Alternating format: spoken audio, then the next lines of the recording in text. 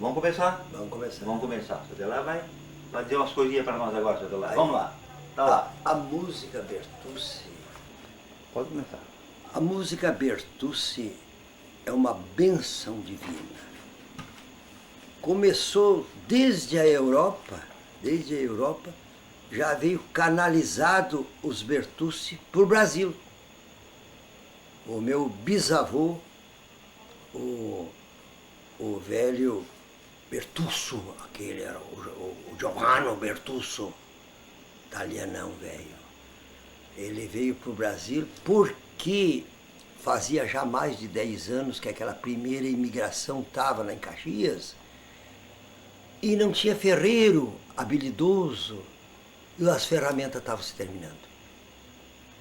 E aí, na época, reivindicaram que trouxesse uma ferraria e, consequentemente, veio do Vêneto os Bertucci de lá para fazer uma ferraria, porque essa minha gente lá no Vêneto estudavam na Áustria, que a Áustria é pertinho, que lá na Áustria era muito mais progressista do que no Vêneto, logicamente. E lá que vinha então, tanto é que na independência da Itália tomou um pedaço da Áustria, né? Tomou um pedaço do Tirol austríaco, ficou para a Itália. Certo. Aí. Tchau, tchau. Então, o velho Giovanni Bertuccio, com 2 Z, veio para o Brasil e trouxe um sobrinho dele e trouxe 3 sobrinhas com ele. E nessa altura, a mulher dele chamava-se Pia Estrada. Pia Estrada. Pia Estrada. E isso aqui que eu não tenho segurança se o velho João Bertucci, o meu avô, já era nascido, porque era o mais velho da família, se já era nascido ou não. Tanto é que o João Bertucci, o velho João, ficou Bertucci com Z, 2 Z, I. Trocaram. Isso trocaram em Porto Alegre. Quando chegaram em Porto Alegre, foram trocados os nomes. Bertuccio, ficou Bertucci, e a pronúncia do Vêneto era Bertuzzi. Bertuzzo. Bertuzzo. Bertuzzo. So. Tiso. Bertuzzo. Bertuccio. E Bertuzzi. Então o João Bertucci ficou João Bertuzzi. E consequentemente o outro era Giovanni, que também é João, né? E o João Bertucci filho, botaram filho. Nada a ver com o outro, era Giovanni Bertuccio. E esse aqui era João Bertucci, botaram filho. Então, na realidade, era Bertuccio. Anteriormente era Bertuccio. E agora ficou Bertuzzi e filho. E chegaram em Caxias e fizeram sucesso, né? Chegaram em Caxias e fizeram sucesso. E aí deu a virada do século para 1900, numa época em que o governo brasileiro e todo o Brasil, todo o sul do Brasil, fez grandes compras de pontes que vinham prontas, a ferramenta vinha pronta de navio da Alemanha. Como essa ponte do Corfe aqui com divisa da Vacaria, aqui na Criúva com Vacaria tem a ponte do Porto, mas primeiro veio lá embaixo para São Sebastião do Caí, a ponte no lugar chamado Feliz, Ponte da Feliz, e lá é que faltou pessoas habilidosas para rebitar a ponte, porque era tudo feita com rebite, que é rebitada, mas aí tinha que esquentar a cabeça dos rebites e bater para o rebite não sair para trás. Porque não era com parafuso, era ainda antes da época do parafuso, era com rebite. E aí o velho o Bertuccio, o velho Giovanni, foi lá para São Sebastião do Caí, lá, com a acetilena, ele tinha uma acetilena daquelas antigas que fazia fogo assim, e esquentava um ferro de vereda, entende? Esquentava a ponta do rebite e outro lá com 2 martelos, um de cada lado, assim, bam, bam, puxava o rebite. Não saía nunca mais, está lá até hoje. Tem que serrar para tirar o rebite. Então o velho João Bertucci, o Giovano, rebitou toda a ponte da Feliz do Rio Caí. E lá o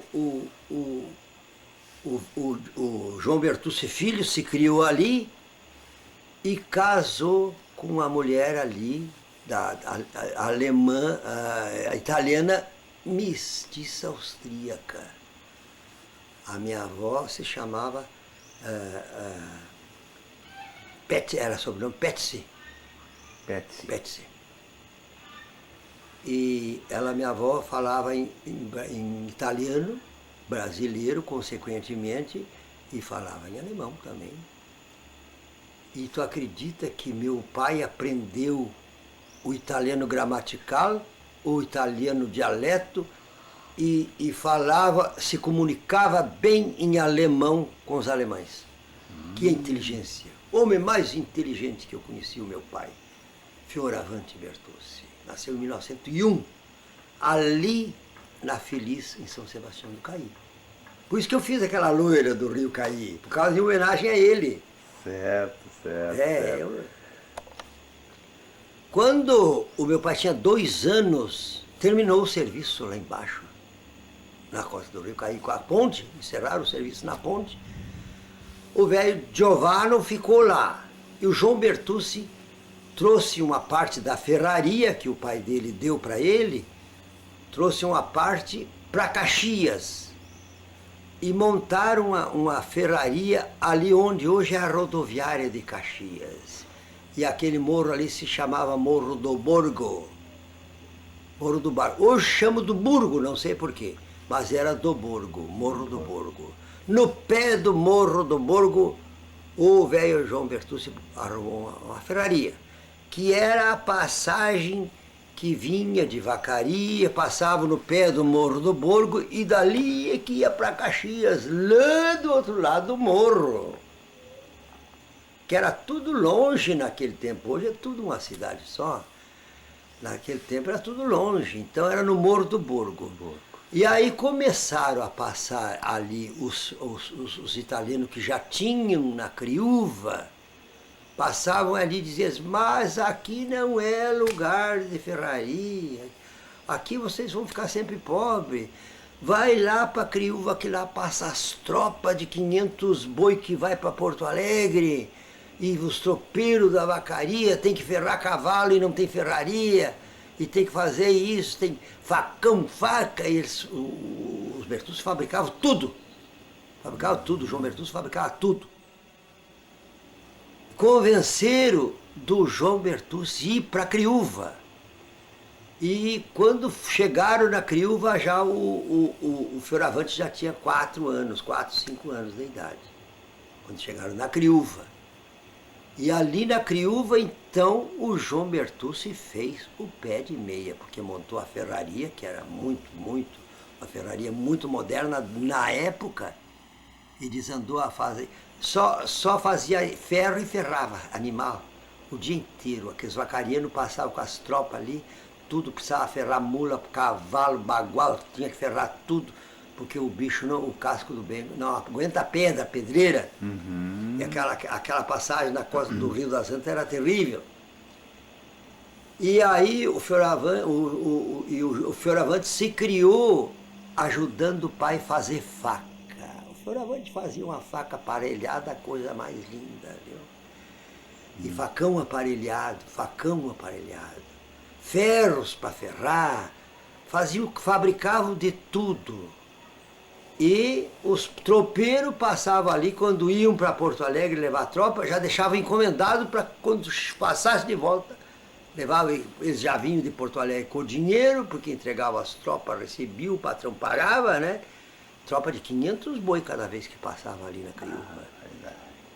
E tu imagine, e esse era caminho das tropas. Consequentemente, o Fioravante se criou ali, Agora que veio o mais importante, quando o Fioravante tinha 14 anos, 13, 14 anos, ele manifestou para o pai que queria ser fazendeiro. Eu quero continuar ferreiro, mas eu quero ter a minha fazenda, quero ter minhas vacas, meu gado. E lá na Criúva, diz que a diversão deles era montar nos terneiros lá e fazer, e cair dos terneiros, porque ninguém para em cima do terneiro gordo, viu? Era a farra. E o Fioravante veio para ali no meio dos brasileiros puros ali, brasileirada, viu? Tinha alguns italianos.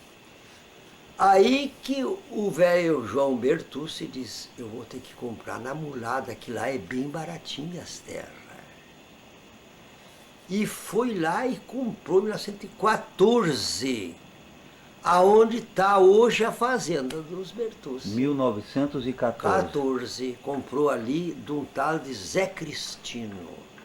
E o Zé Cristino tinha naquela reta ali antes da igreja, quem vai da Criúva para lá, naquela reta ali, o João Cristino tinha uma raia de correr carreira.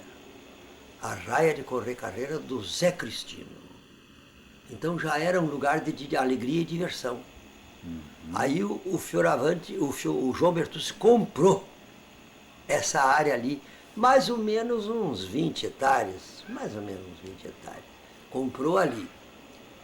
Aí depois, em seguida, ele comprou mais para frente, continuando aquela estrada para a direita, rumo ao sul, comprou da viúva Antônia, que tinha uma bailanta. Então tu vê, o João Bertucci e o Fioravante que era o dono, ele era que se intitulava ele o fazendeiro. Era o sonho dele, do guri, né? Ele já tinha a raia de correr carreira, ele já tinha a bailanta agora. Bailanta também. Sim, senhor. Mas aquilo caiu tudo no esquecimento porque o objetivo deles não era esse aí. E ele era novo? E aí ficaram morando então, usando a casa velha do Zé Cristino. A casa velha. E depois a terceira compra foi mais profundo, aquele potreiro para lá da Criúva, da viúva Paulina. Foi a terceira compra. Essa Paulina era descendente de escravos, era gente de cor. E abaixo da Paulina, já lá para o Rio da Mulada, havia ali um esconderijo de negros, tipo aqueles lá da Bahia. Quilombo? Um quilombo, havia um quilombo ali, de uma negrada, viu? Que depois, muitos anos depois, devagarinho foram vendendo tudo para o meu pai. Tudo aquelas terras foram vendidas para o meu pai. Depois meu pai comprou de um fazendeiro que tinha lá embaixo, o tal de Laurindinho, foi comprando. Porque, Valmir, quem vendeu tábua de pinheiro ficou rico na época. E o Fioravante arrumou um sócio em São Marcos. Isso depois que o Fioravante já tinha casado, o Fioravante arrumou um sócio em São Marcos que tinha uma máquina de serraria movida a água, não a vapor. A água. Então eles botaram um rodão, o Fioravante comprou aquele terreno onde hoje tem a cachoeira lá. Sim. Comprou aquele terreno e ali, naquela primeira cachoeira de cima, botou umas calhas de madeira e botou o rodão rodar, e o rodão tinha uma redução, e o rodão tocava a serraria, e eles serravam ali. E era um lugar tão escuro assim, no meio do matão, num mato grande ali, que eles serravam e tiravam as tábuas já nas carretas, que naquele tempo havia carretas, e puxavam nas carretas e levavam lá em cima no campo, faziam a armação tudo no campo das tábuas. Carreta tracionada a gado, carreta de... Não, naquele tempo já usavam a mula. A mula? Porque o boi tem o passo muito lerdo. E a mula tem a mula galopeia com a carreta atrás, viu? A carreta de mula era uma coisa moderníssima.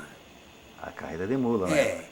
Bom, no forte daquela venda de madeira em Caxias, o sócio do Fioravante vendia as madeiras em Caxias e o Fioravante ia entregar.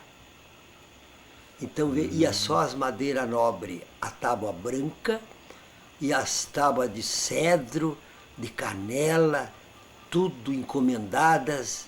Eles iam serrando e o Fioravante ia reservando a madeira de cerne e de nó, as madeiras de nó para vender para galpão e as madeiras de cerne para as casas.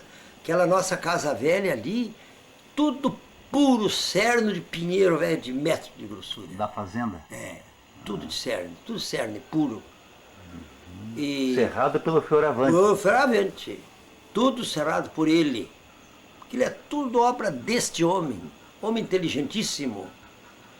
Bom, mas aí, essa é a parte campeira, camponesa.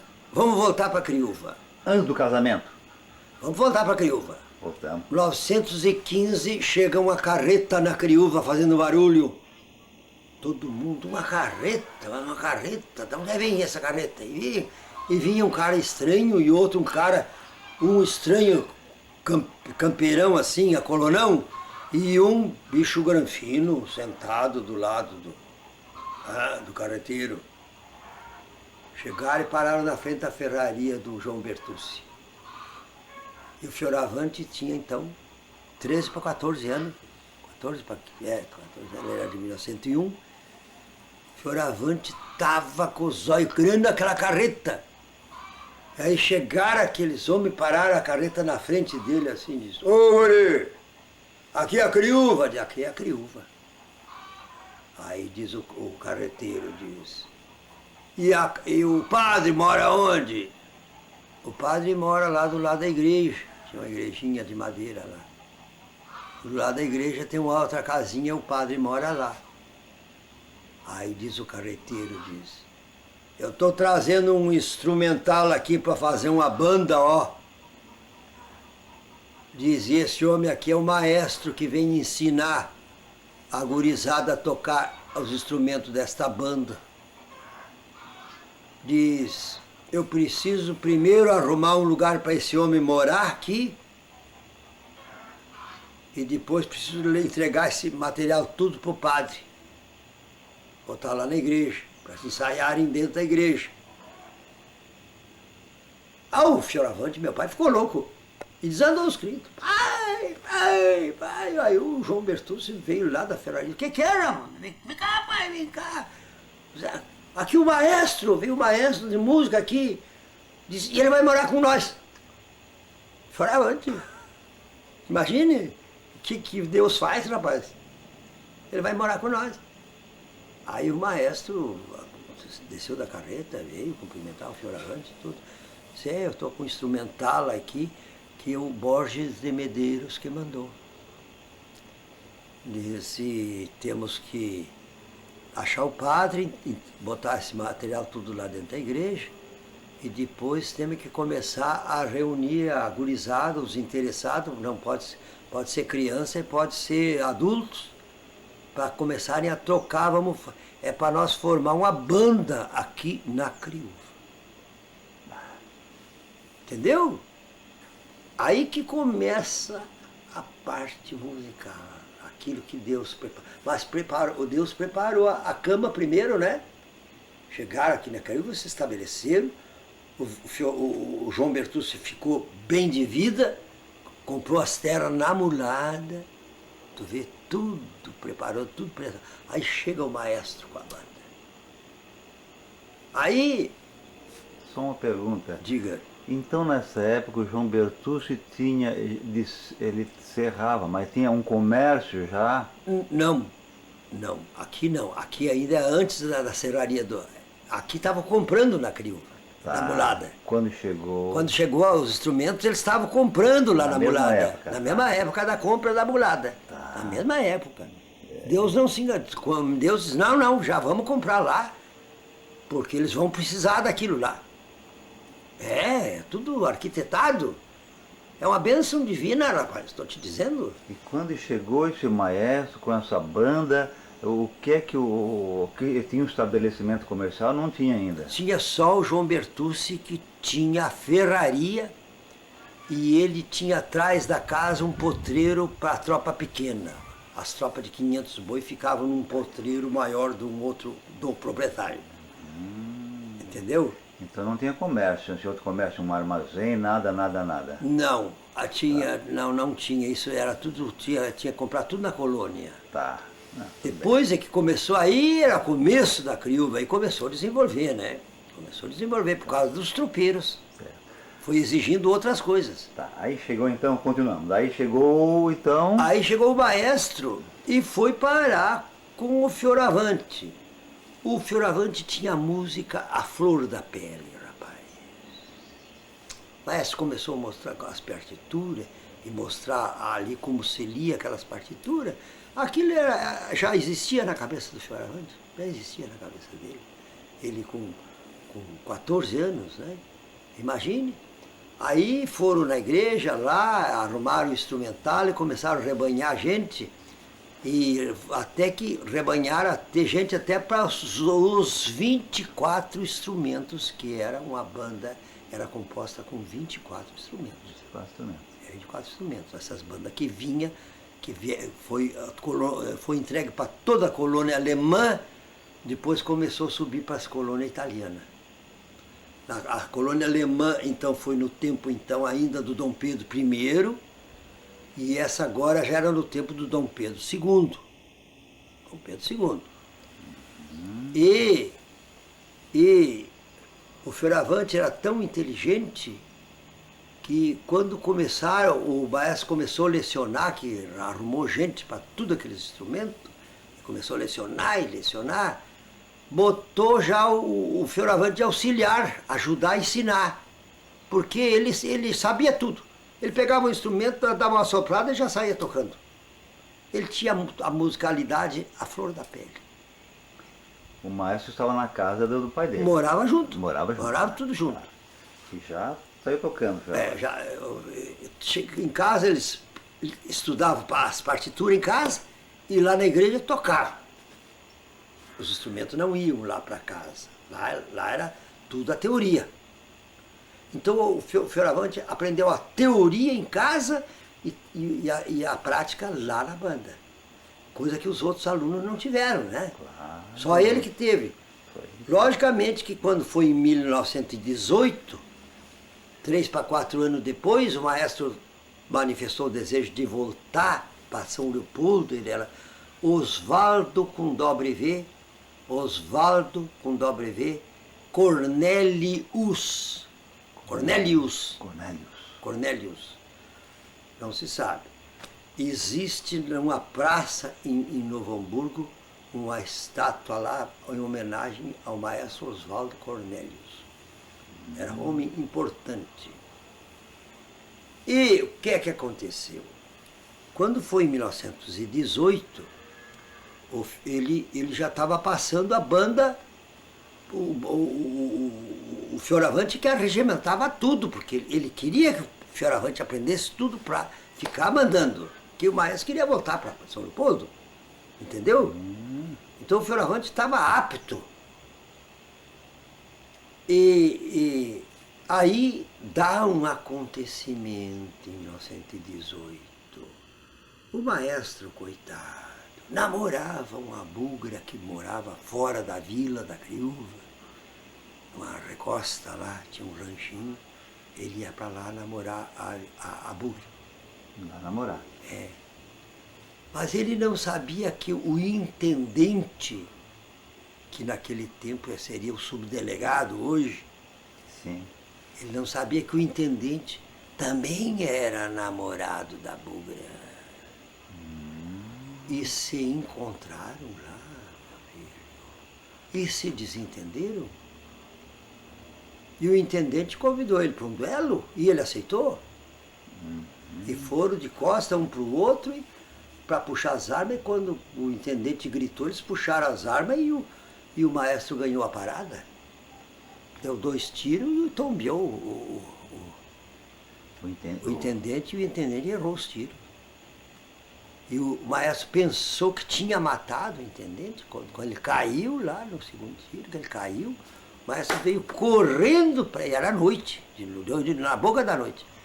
veio correndo e chegou correndo na criúva e gritou para o Fioravante e para o João Bertucci que era um cavalo já, quero fugir porque senão vem a polícia aqui e me leva preso e aí vai ficar muito sério para mim. Eu quero fugir. E arrumaram um cavalo urgente para ele ali, encilhado, e ele sumiu para nunca mais. E o Fioravante ele disse, Fioravante, tu fica com tudo que é meu aí. Tudo que é meu é para ti. Ficou com todos aqueles livros, até a roupa do Fioravante ficou com tudo. Do maestro. Do maestro. Então tu veja que acontecimento. E o maestro foi bater em São Leopoldo, a cavalo. Tu vê como era o povo da época, né? Que tipo de gente guapo, como se diz o gaúcho, né? Uhum. Gente guapa, homens guapos. E aí o intendente foi levado para São Marcos e não morreu. Então não aconteceu nada. E o maestro voltou para a terra dele. E o Fioravante ficou administrando a música. E aí o fazendeiro, o grande fazendeiro lá da Mulada, Emílio Siqueira, tinha 2 filhas moças. E vinha fazer encomenda de faca, trazer os cavalos para ferrar. As moças vinham tudo a cavalo, as 2 vinham a cavalo. E nesta época a minha avó tinha uma loja porque antigamente tinha as bodegas de secos e molhados. Os molhados era a comida e o seco era a coisa seca, que não estraga, né? Sim. E a minha avó tinha uma bodega só de secos. A filha do... Não, a minha avó, a mulher do João, a minha mãe do meu pai. E o João Bertucci era o ferreiro e ela tinha uma loja de secos, vendia tecidos, vendia calçados feitos, prontos.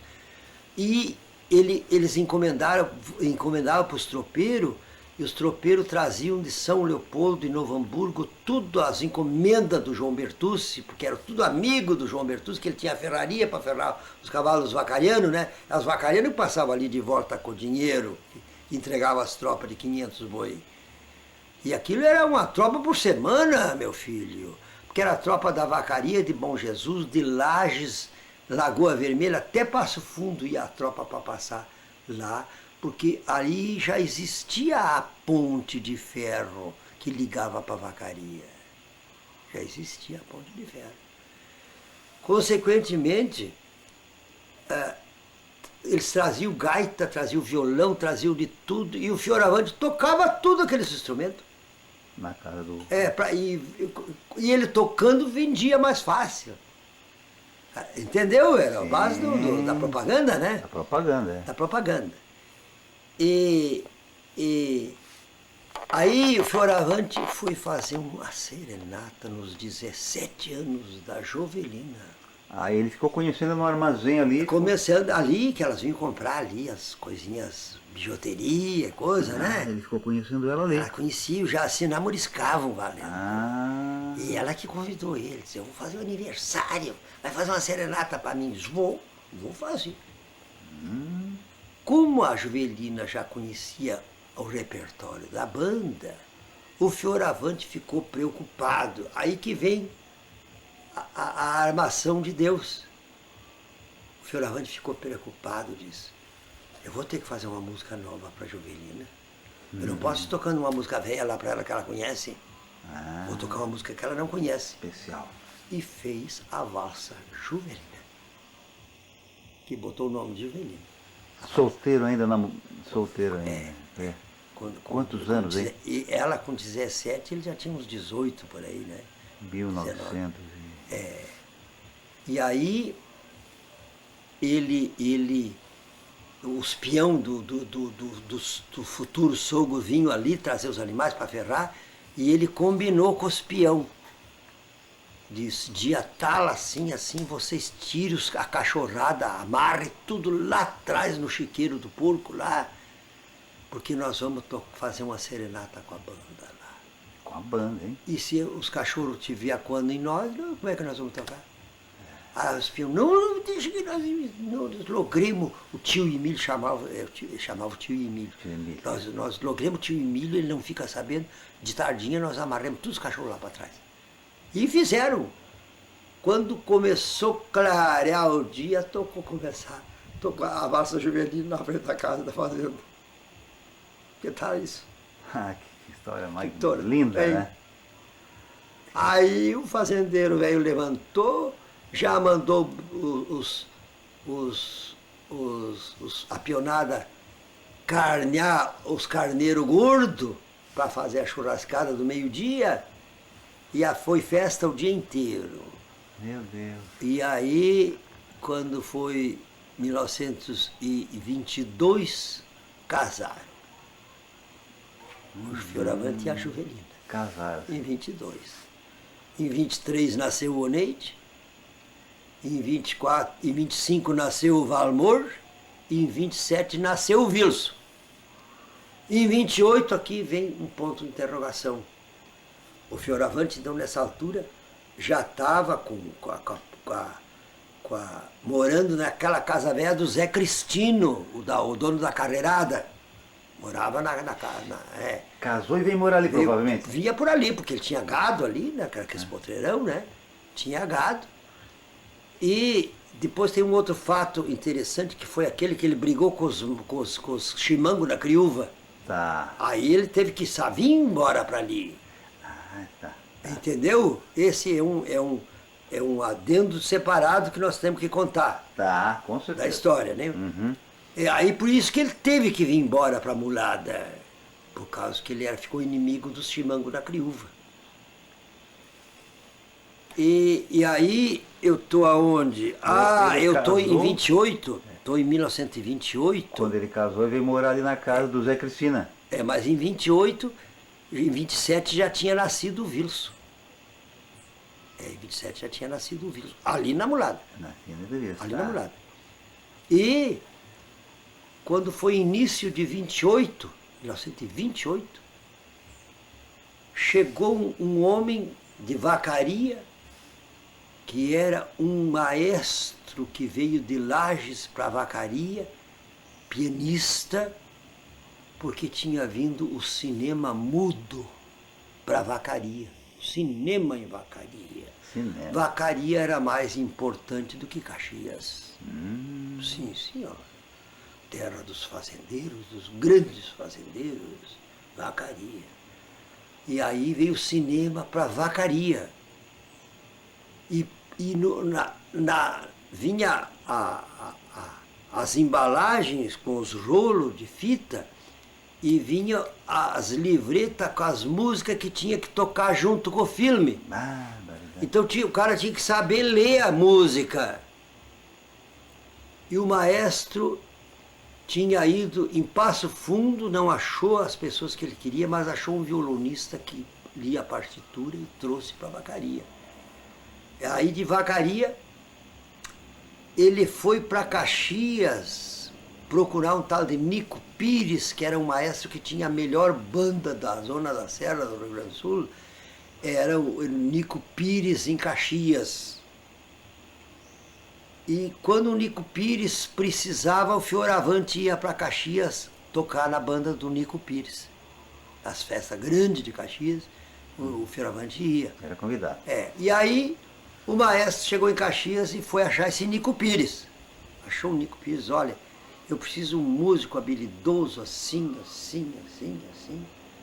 Aí diz, mas você passou pelo homem e mora na criúva. Diz, os pais dele estão tudo a fazer na criúva. Diz, o homem bom que vocês precisam está lá.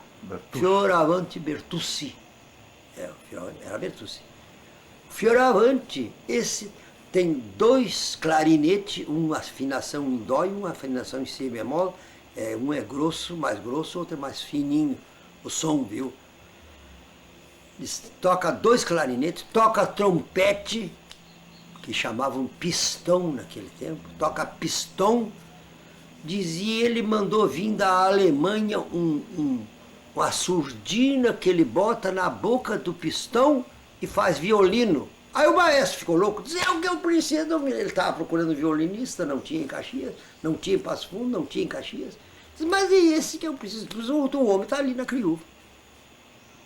Eu sei que aí o maestro, esse pianista, voltou na Criúva, que era caminho, né? Era Caxias, Criúva, Vacaria, era caminho, na estrada. Voltou na Criúva, foi achar o Fioravante, achou, diz, olha, preciso de ti, assim, assim, assim, assim. Aí o Fioravante não perdeu. Não, disse, não, eu vou. Gostava E da foi com a Joelina com as crianças. Se mudou para lá? Se mudou para Vacaria. Para Vacaria. E deixou um caseiro cuidando do gado e deixou a serraria serrando. Ele já tinha, nesse tempo, já tinha a serraria ali no Rio da Mulada, que é com esse sócio de São Marcos. Então, eles ficavam... Aí quando foi em 32, no início de 1932, veio o cinema falado. Perderam o emprego. Perderam o emprego. O maestro voltou para lá, o outro foi embora para Passo Fundo e o Fioravante foi direto já para Mulada e deixou a Juvelina até o fim do ano de 32 na Vacaria, morando na casa do pai dele, porque o pai dele já tinha ido para a Vacaria nessa época. E deixou a Juvelina lá, porque o Oneide estava no colégio e o Valmor disse, tu fica com esses guris no colégio e eu vou lá para Mulada fazer uma casa nova para nós. Foi quando começou em 32 aquela casa. Aquela casa, a Fazenda Aquela Bertucci. casa histórica ali. Ele fez bem encostadinho na frente da casa velha do Zé Cristino.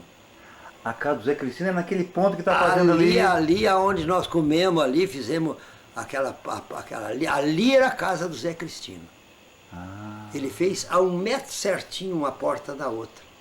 A porta da frente da casa do Zé Cristino dava um pulo e passava. Então, quando eu era pequenininho, eu ficava numa porta chorando, porque os guris iam para outra, os irmãos, e eu não podia descer e subir lá. Que era muito pequeno. Ficava chorando, os berros, aí eles vinham me buscar e me passavam para outra casa. Aí eles voltavam para cá e era aquele tendel. Então, tudo isso eu me lembro, viu? 1932 ele começou a casa da fazenda. Ali. E aí onde é que surge o Adelardo? Em 33, porque eu fui fabricado na Vacaria e a minha mãe me trouxe, eu nasci ali na Mulada em 33, 15 de fevereiro. A casa estava em construção ainda ou estava pronta? Não estava pronta ainda. Não estava pronta ainda. Não estava pronta ainda. Tanto é que a casa era muito grande, e é como até hoje, né? Hoje. E muito bem feita, Era uma arquitetura moderníssima para a época.